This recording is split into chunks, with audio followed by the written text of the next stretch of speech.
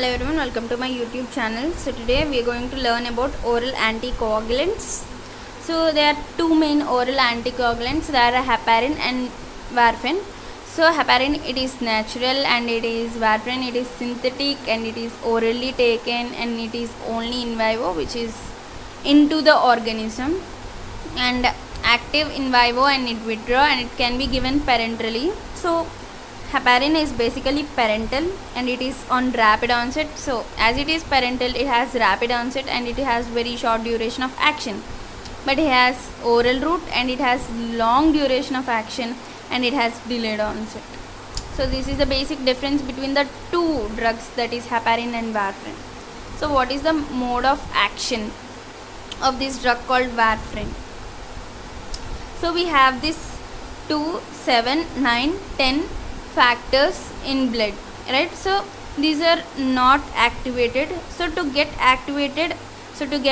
these activated factors, we need the enzyme called carboxylase with vitamin K as cofactor. So how this inactive vitamin K is converted into active vitamin K? So the inactive epoxide, so this is vitamin K epoxide which is inactive, and the presence of enzyme called inactive epoxide, it converts into, so this when warfarin was given, which is an anticoagulant, it inhibits the enzyme called epoxide reductase, and it does not form the active vitamin K. So there is no vitamin K cofactor and there is no formation of active factors, 2, 7, 9, 10 active factors, and it leads to anticoagulation. So there is no coagulation factors, so it leads to anticoagulation. So this is the basic mechanism of action. So it stops the warfarin stops the active vitamin K formation by inhibiting the enzyme called epoxide reductase. So this is the mechanism of action of warfarin. So what is pharmacokinetics of these oral anticoagulants? So absorption is through oral route and transportation is through plasma proteins, and it freely crosses the placental barrier, which is an adverse effect as it causes these teratogenic effects in the child.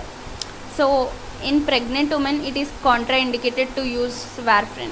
So it's better to use heparin in pregnant women. So what is metabolism? It is metabolized in liver. So excretion through urine and stool. So this is all about the pharmacokinetics of anticoagulants, oral anticoagulants. And what are the effects of use of these oral anticoagulants? It causes bleeding, first thing, bleeding in skin, GI, pulmonary and urinary tract, and can be controlled by oral and parenteral vitamin K. So if it takes vitamin K, the active factors were produced and it leads to stoppage of bleeding, right? So as I said, if it crosses placental barrier, it causes these teratogenic effects in the child. So it is contraindicated in pregnancy as it causes abortion and IU death, intrauterine death of the baby or child. So and it also causes skin necrosis, which is a very rare complication, and it causes diarrhea and dermatitis and alopecia. So what are the drug interactions?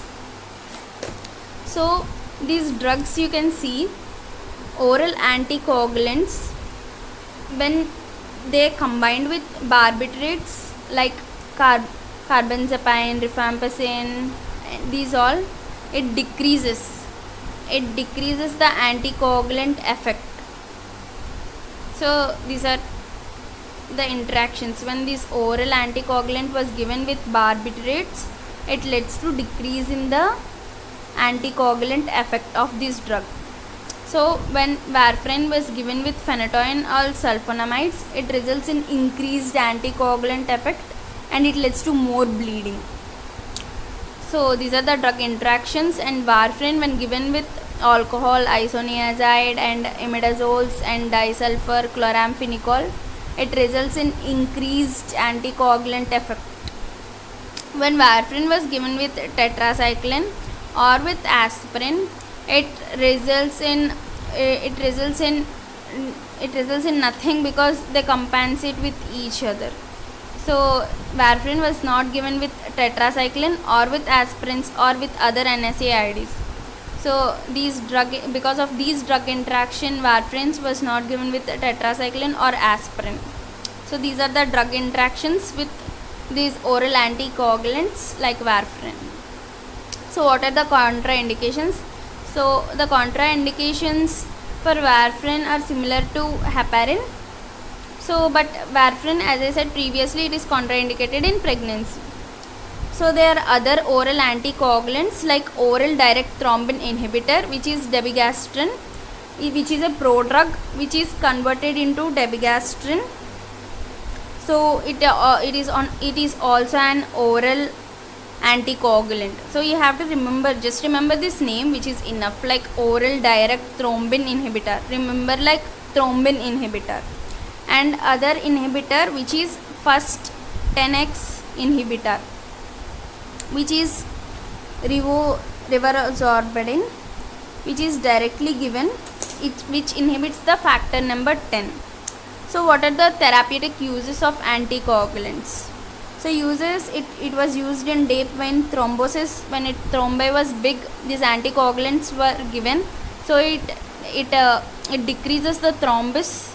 So it decreases the thrombus and helps in good flow of blood in blood vessels. And in pulmonary embolism, to decrease the size of the embolus, we give these anticoagulants. And in myocardial infarction, where the thrombus was in blood vessels and it stops the blood, which is very important to give anticoagulants at that time, so that the thrombus was get cleared and blood flows into the heart, so that we can save the patient. So other uses were in angina and disseminated intravascular coagulation. So this is all about oral anticoagulants, guys. If you like this video, please like, share and subscribe to this channel. Be my friend, it means a lot to me. Thank you.